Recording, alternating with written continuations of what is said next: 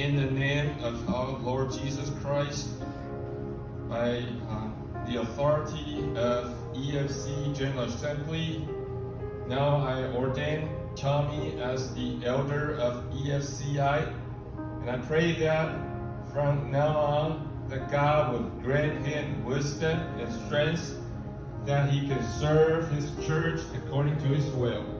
Amen. Amen. Amen.